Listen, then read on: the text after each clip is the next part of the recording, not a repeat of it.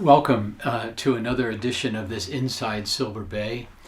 Glad you can be with us. My name is Bruce Tamlyn. I retired as the chaplain at Silver Bay this past January 1st, and Silver Bay has kindly invited me to continue on to do programs like this. And I'm grateful to Austin Porth, who's our marketing digital specialist for Silver Bay, for doing this. Thank you, Austin, for being part of this.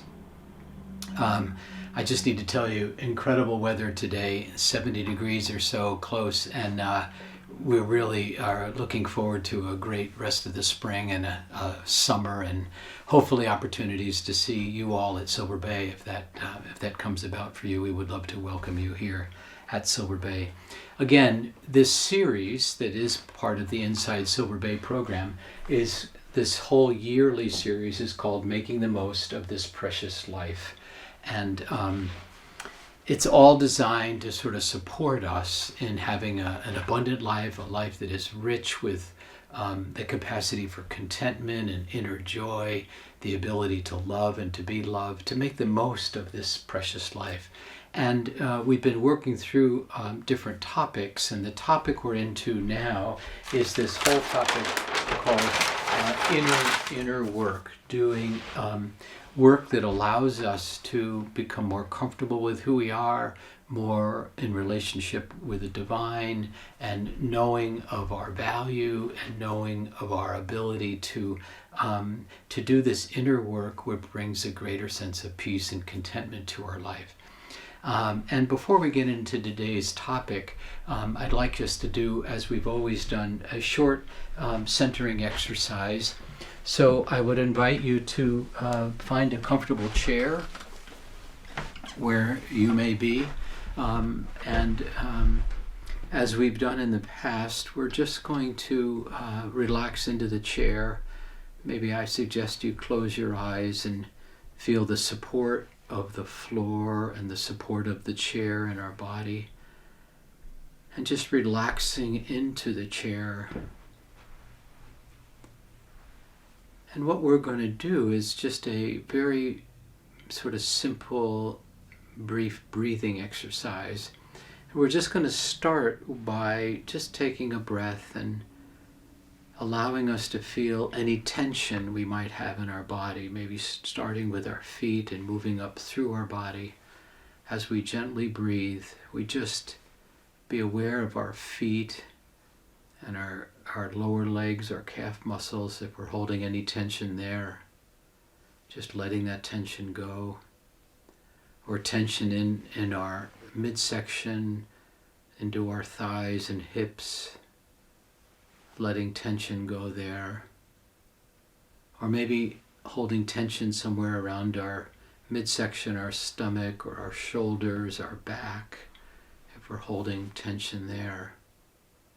Just letting that go as we breathe gently. And then feeling any tension we have in our arms and up through our shoulders and neck and into our head.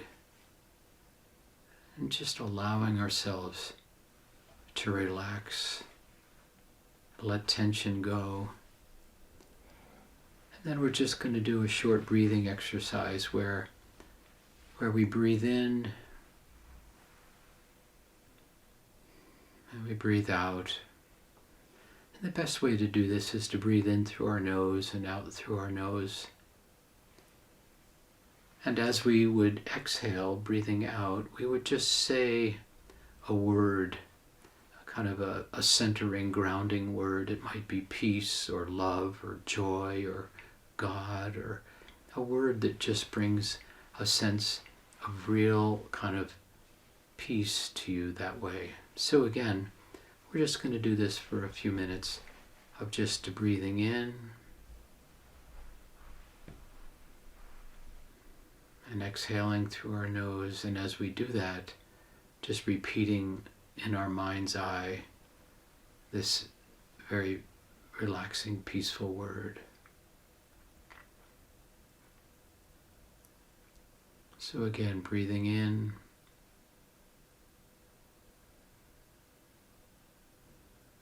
and exhaling. And as we do, just to say our word. And so let's just do this for a few breaths together. And just on your own, to inhale, to exhale.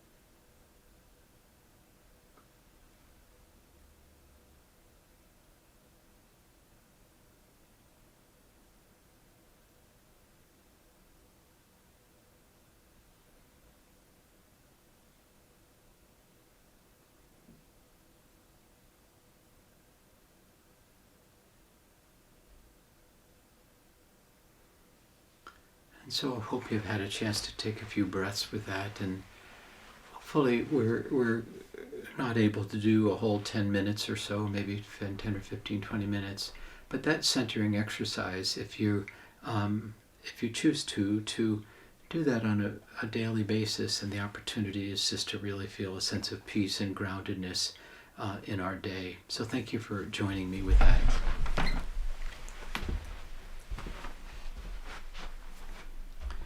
And so today's topic around inner work is really focused on a book. And the book is called, and I'll show it to you here, the book is called The Celebration of Discipline, and it's by Richard Foster. And I want to just tell you about Richard Foster and this book. This book was first published in 1978. And it's had many editions since then that have come out. But this book has sold over 1.25 million copies.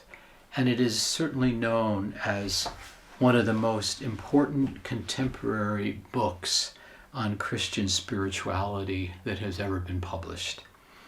And it is still being published, and you can still buy it. It's readily accessible. I'm sure at used bookstores, and of course at new bookstores. You can buy it new at bookstores. But it is, I think, if you want to do some inner work, coming to understand sort of ourselves and to deepen in our spiritual journey, I would highly recommend this book, The Celebration of Discipline. And the subtitle is A Path to Spiritual Growth. A path to spiritual growth, which is what we're attempting to do in this idea of deepening in our inner work that way.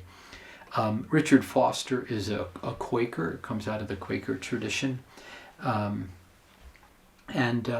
he wrote this in wanting to support people in their spiritual life, in their spiritual growth that way. And again, it's clearly in the top 10 books of the 20th century, and around spiritual growth and spiritual awareness.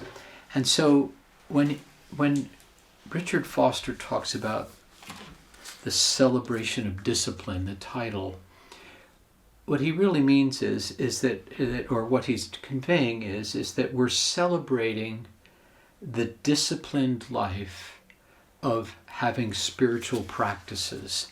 Now, in the world of sort of spiritual growth, spiritual practices are things we do on a regular basis, like we might practice a sport, or we might practice cooking something, or we would practice photography, or with lots of things that we would practice that way.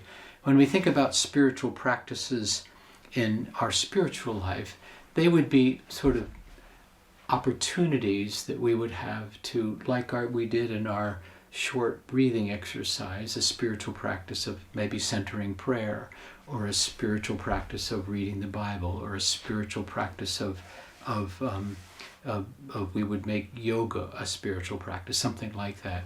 So when Richard Foster talks about celebrating, said the celebration of discipline, the idea is we're sort of celebrating this life of being able to do spiritual practices that allow us to deepen in our faith. So in some ways, when he talks about it as a discipline, it's the discipline that we would have as people of faith to engage in a regular sort of spiritual practice that way. And so I would like to read just about a page and a half at the very beginning of Richard Foster's book, and it'll explain a little bit where he's coming from on these ideas of celebration of discipline. So let me read. He begins by saying superficiality is the curse of our age. In other words, and I'll comment on this reading, but the idea that living sort of with a superficiality, not with a depth, he says, is the curse of our age. And the doctrine of instant satisfaction is a primary spiritual problem. In other words, instant satisfaction, instant pleasure, instant whatever, and the idea, it robs us, that instant part robs us of the depth that we can be living at. And when we think about living a more centered life that way, the desperate need today is not for a greater number of intelligent people or gifted people, but for deep people. And so he wrote this book to help us deepen in our life journey. And it so reminds me again of the quote from Eugene Peterson, the author of the Message Bible, who said, if you want to be a better person, become a deeper person. And so let me read a little bit more of what Richard Foster has to say here.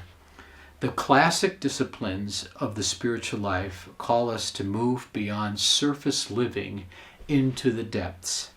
They invite us to explore the inner caverns of the spiritual realm. They urge us to be the answer to a hollow world. We must not be led to believe that disciplines are only for spiritual giants and hence beyond our reach, or only for contemplatives who devote all their time to prayer and meditation. This is such an important point for us. This spiritual life, this doing this inner work, this idea of deepening our spiritual journey are not just for pastors or priests or for the Pope it's for all of us. And we all have an opportunity to live in that way, whether we're living in a monastery or whether we're living in suburbia or whether we're living in a city or whether we're living at Silver Bay. Far from it, God intends the disciplines of the spiritual life to be for ordinary human beings, people who have jobs, who care for children, who wash dishes and mow lawns. In fact, the disciplines, and when he says disciplines, he means the practices, the discipline of these practices, are best exercised in the midst of our relationships with our friends, our family, our spouses, our relatives. And the idea is, what he's saying there is these disciplines get played out in our regular, enjoying, normal life for us that way. And again, I think it's important to understand that this is, this idea of deepening in our spiritual journey is just not for those that are studying theology or those that are ministering or those. It's available to every one of us that way. So, and he says, neither should we think of the spiritual disciplines as some dull drudgery aimed at exterminating laughter from the face of the earth. Joy is the keynote of all the disciplines. The purpose of the disciplines is liberation from the stifling slavery to self-interest and fear. Boy, he just really, I think, has such a great point there. The idea of deepening in our spiritual journey is this liberation from having it be all about me and the fear and anxiety that we might carry with that. When the inner spirit is liberated from all that weighs it down, it can hardly be described as dull drudgery. Singing, dancing, even shouting characterize the disciplines of the spiritual life. In one important sense, the spiritual disciplines are not hard. We need not be well advanced in matters of theology to practice the disciplines. The idea is that, again, they're available to all of us. Beginners are welcome. I too, meaning Foster here, says I am a beginner, even and especially after a number of years of practicing every discipline discussed in this book. As Thomas Merton says, we do not want to be beginners, but let us be convinced of the fact that we will never be anything else but beginners all our life. Foster goes on to say, Psalm 42:7 says, deep calls to deep. Perhaps somewhere in the subterranean chambers of your life, you have heard the call to deeper, fuller living. You have become weary of frothy experiences and shallow teaching. Every now and then you have caught glimpses and hints of something more that you have known. Inwardly, you long to launch out into the deep. I think that's such thoughtful writing from Richard Foster around this whole idea of disciplines and the spiritual life. Now, I'd like to talk about the disciplines with us, just briefly, each of them. But he breaks the disciplines down. There are 12 of them, and he breaks them down into 3 categories. And the first one is called the inward disciplines. Inward disciplines. And what he means by that is this is something we do more in a solitary way, inside of us, inward. And as you can see, there are 4 of them. And the first one starts off with meditation. And so it's a little bit what we did earlier in this sort of centering opportunity, meditation. People meditate, basically close their eyes and focus on their breath and just feel a sense of the quiet, that opportunity to meditate. And meditation is common for people out of a spiritual discipline, out of a Christian path, or maybe out of another path that way. But this idea of meditation, of centering ourselves and feeling the presence of the divine within us that way. The second one is prayer. Prayer is certainly one of the keys to the spiritual life. And prayer can be different kinds of prayer, and we're going to do a specific program, one just devoted to prayer in the future here.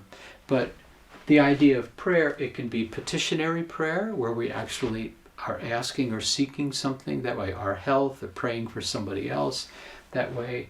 Or it can be just literally a silent prayer of just no words, just feeling the presence of the divine with us that way. But the opportunity to be in prayer is connecting with the divine, connecting with God. The third one is fasting. And I want to say something cautionary about this.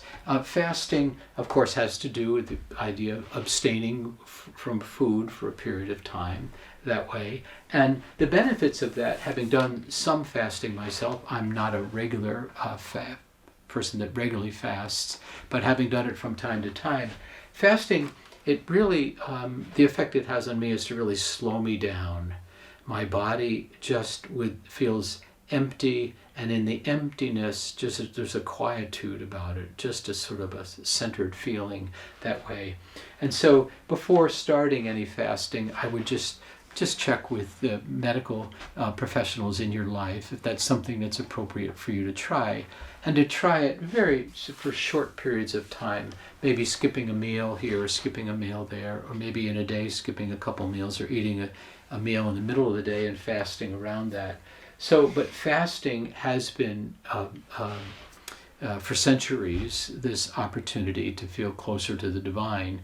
What we're doing is we're cutting out that external food coming into our life and feeling this centering and grounded experience that is not affected by eating and food that way. And the fourth of the inward disciplines is study. And study can be like what I've been doing with Richard Foster's book, is going through it, underlining, grabbing points up it, taking notes down about it. Study can be Bible study, studying the scriptures. Studying can be any form of spending quiet time yourself, actually going into a text or some sort of book or theory or something, an article that allows you to study something that helps you draw closer to the divine, closer to this idea of the person that God created us to be.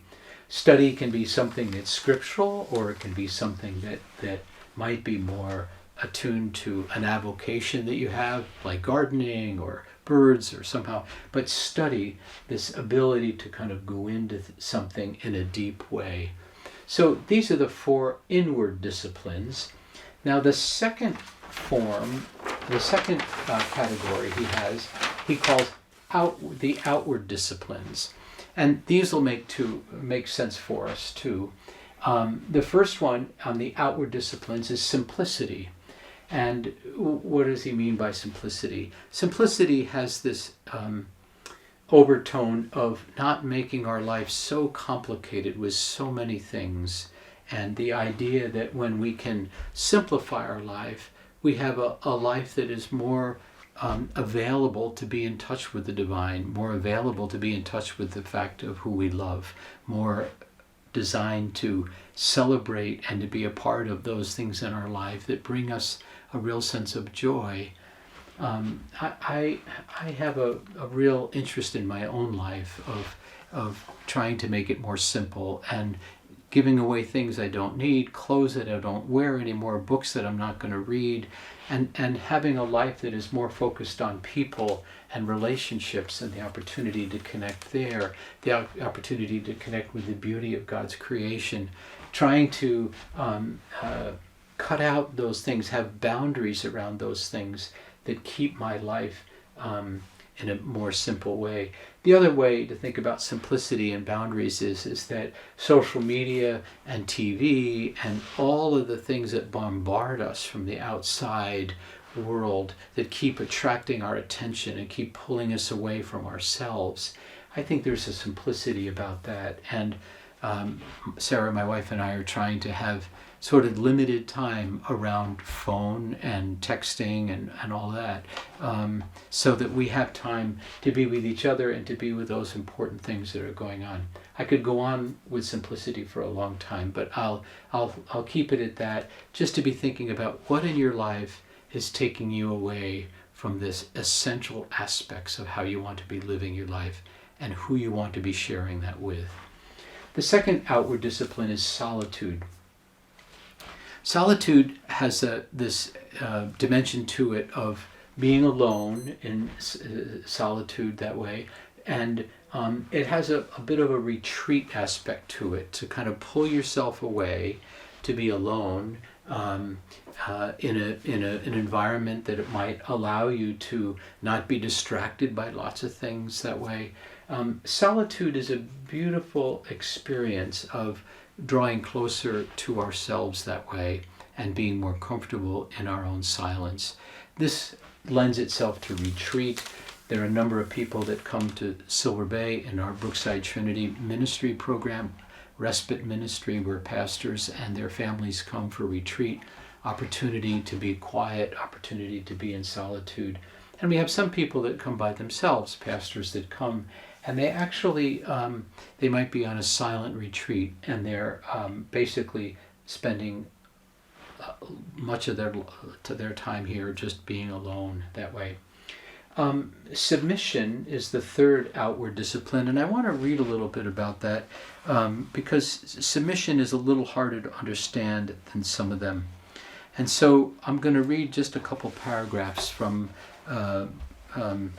Foster's work here about the discipline of submission. So, what freedom corresponds to submission? Submission, it is the ability to lay down the terrible burden of always needing to get your own way. The obsession to demand that things go the way we want them to go is one of the greatest bondages in human society today. People will spend weeks or months or even years in a perpetual stew because some little thing did not go as they had wished. And they will fuss and fume, and they may even get mad about it, and they will act as if their very life hangs on the issue. They may even get an ulcer over it. So this idea of submission is to, it doesn't always have to go, we submit to the fact of what is that way, or we submit to this idea of being more grounded and more at peace. It doesn't always have to go my way. I don't always have to prove. I don't always have to sort of demand that things are the way I need them to be. This has been so important in, I think, in my marriage, is the idea of, Sarah, my wife, she of course likes things how she would like them, and I like things how I would like them. And so how do we learn to submit to one another at times that allows our relationship to be healthy and loving that way? So this whole idea of submission, I'd like to read one other little paragraph about it that'll help us understand. We cannot stand to give in simply because it means that we will not get our own way. Only in submission are we enabled to bring this spirit to a place where it no longer controls us. Only submission can free us sufficiently to enable us to distinguish between genuine issues and stubborn self-will. This idea of stubborn self-will, boy, I'd like it my way, and I want it my way, and I'm afraid our culture keeps giving us as messages, you can have it your way. I think there's some hamburger company that sort of talks about that, isn't it? So have it your way. Well, there's an outward discipline in the spiritual life that says, submission, it's okay. And the idea, we're not losing ourselves, but we're giving over to something that might be important in a relationship or in a way of not just being so self-focused. And the last one, and the outer disciplines, is service, to live a life of service. And I'm always sort of struck by folks that I see that are doing service for others. They just seem to be more grounded and happier people, and they just have this ability to care for others and serve others and help. I know there's a famous quote I'm blanking on right now who said it, and it'll come to me, but he said basically, those of you that will truly be happy will have found a way to serve others. And I think it's really true. Again, it'll come to me as to who said that. It was a famous doctor in Africa. You'll know it, I know. So that's the fourth one, service. Is our life in service of others in some way, whether we're volunteering or in our work, or we are serving others. So it's not just about serving ourselves all the time. So these are the outward disciplines. And the last one that Foster speaks about are the corporate disciplines. And what he means by corporate disciplines is they're more in community. The opportunity to be in a relationship of community that way, and I would like to talk about them first off in confession. And so, what do we mean by confession? Well, we go to confession maybe in our tradition. Catholics have confession every Sunday at church, and Protestants more often have it the first Sunday of each month in worship. We have confession, and that's a wonderful thing to do. I'm thinking more about being in relationship with somebody. Again, this idea of community, being in relationship with somebody where you have the courage and the openness and the vulnerability and the honesty and the integrity to be able to confess, like I might say to my wife or a friend that I've said something wrong or did something wrong, that I'm able to say, I'm so sorry I did that. I apologize. I didn't handle that well, and I hope that you'll forgive me, or I hope that we can work through that in that way. So the opportunity to confess, I'm afraid, again, in our culture, and I just say this gently, but we're always so defending and get so defensive so quickly that way. The opportunity to really confess, and to be able to say, gee, I'm sorry, I didn't handle that well, and I hope we can work this out. I think it's a really valuable thing because we're all going to make mistakes. We're all going to do things that actually may be hurtful for other people, and for us to be able to own it and speak the truth about it, I think is really a good thing for our inner life that way. We're freer when we're able to do that. Of course, another corporate or community discipline is worship. Worship on Sunday morning, or maybe happens on Friday night, or whenever you might find yourself in a church or a synagogue or some place where you worship that way. Worship, singing, praying, listening to God's word, whatever. It's a great opportunity. And of course we do worship on Sunday mornings at Silver Bay. Just a wonderful way to be in a community that way, that are a sharing sort of love of God. And that's a beautiful discipline to have. And many people every Sunday, that's their discipline, or whatever day a week they might go to church. Another discipline is guidance. And guidance is, again, a little harder to understand, but guidance is that you are willing to seek out somebody that'll help guide you, or be a guide for somebody else, that we don't always have to do it alone. So when we think about pastoral counseling, or we think about spiritual direction, or we're seeking out guidance to deepen in our life journey. People that have studied these things and are aware of them can provide guidance for us. I have this wonderful story there's this beautiful story in, again, Richard Foster's Celebration of Discipline. It's about St. Francis, and this is a story about him seeking out guidance, and I just want to share it with you that way. One of the most delightful examples of guidance comes from the poor little monk of Assisi, St. Francis. Francis was in a great agony of doubt about whether he should devote himself only to prayer and meditation, which was a common practice in those days, or whether he should also engage in preaching and missions. Wisely, Francis sought out counsel, as the holy humility that was in him did not allow him to trust himself or in his own prayers. He humbly turned to others in order to know God's will in this matter. In other words, he sought out guidance. He sent messages to two of his most trusted friends, Sister Clare and Brother Sylvester, asking them to meet with one of their pure and more common companions and seek the will of God in this matter. Immediately they gathered to pray, and both Sister Clare and Brother Sylvester returned with the same answer. When the messenger returned, St. Francis washed his feet and prepared him a meal. Then, kneeling down before the messenger, St. Francis asked him, "What did my Lord Jesus Christ order me to do?" The messenger replied that Christ had revealed that he wants you to go out about the world preaching, because God did not call you for yourself alone, but also for the word, for the salvation of others. Receiving the message as the undisputed word of Christ, Francis jumped up. "So let's go in the name of the Lord," whereupon he immediately embarked on a preaching mission. That direction gave him the early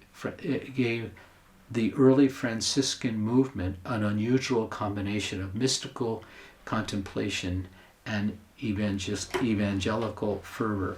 It's a beautiful story about Francis seeking guidance and then going out into the world. Last one, celebration. And I just want to read a line or two again from Foster about celebration. Here's what he says. The discipline of celebration. Celebration is the heart of the way of Christ. He entered the world on a high note of jubilation. "I bring you good news of great joy," cried the angel, "which shall come to all people." And he left the world, bequeathing his joy to the disciples. "These things I have spoken to you, that my joy may be in you, and that your joy may be full." So what Foster's saying here is this whole spiritual life is about knowing of celebration. And he goes on to say, celebration brings joy into life, and joy makes us strong. And scriptures tell us that the joy of the Lord is our strength. Celebration is central to all spiritual disciplines. Without a joyful spirit of festivity, the disciplines become dull and death-breathing tools in the hands of modern Pharisees. Every discipline should be characterized by a carefree gaiety and a sense of thanksgiving. Joy is part of the fruit of the Spirit, which is Galatians 5:22. I am often inclined to think that joy is the motor, the things that keeps everything going. Without joyous celebration to infuse the other disciplines, we will sooner or later abandon them. Joy produces energy. Joy makes us strong. So I love this idea of celebration around that. Again, these are the 4 corporate disciplines that go with the other 8 that we've looked at.